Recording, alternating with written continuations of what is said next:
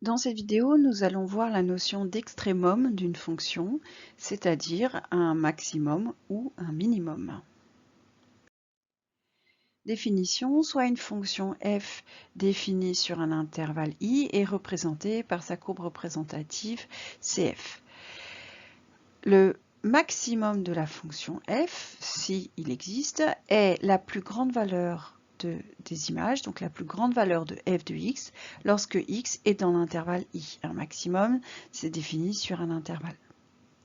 Graphiquement, cela va vouloir dire que ça va être l'ordonnée du point le plus haut sur la courbe CF représentée sur l'intervalle i.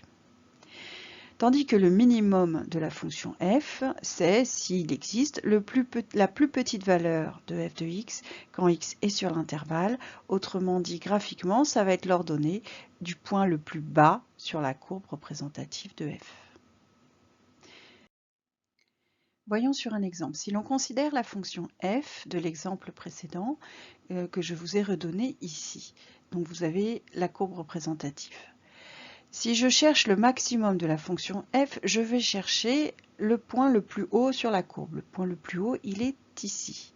Et le maximum de la fonction f, ce sera l'ordonnée du point le plus haut. Donc l'ordonnée de ce point, on le lit, c'est 5.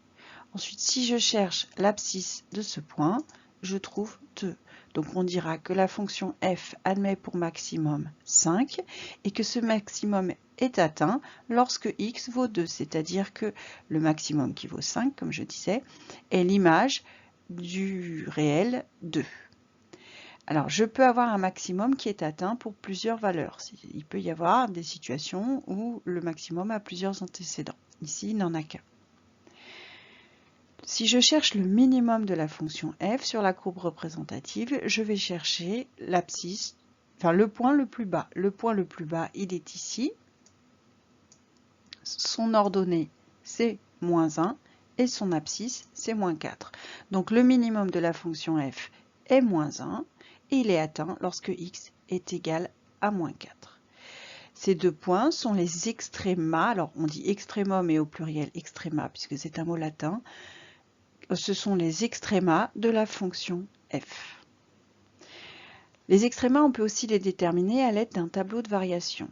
Donc je vous remontre le tableau de variation de cette fonction. Quand je vois un tableau de variation, je regarde les valeurs que j'ai en haut à la recherche du maximum.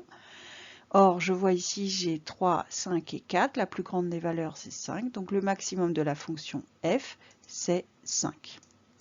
Et je cherche l'antécédent correspondant. Il est atteint pour x égale 2. Si je cherche le minimum de la fonction, je regarde les valeurs qui sont en bas. J'ai moins 1 et 2. La plus petite des deux, c'est moins 1. Donc le minimum de la fonction f est moins 1. Et je détermine son antécédent, enfin l'antécédent correspondant ici, et j'ai moins 4.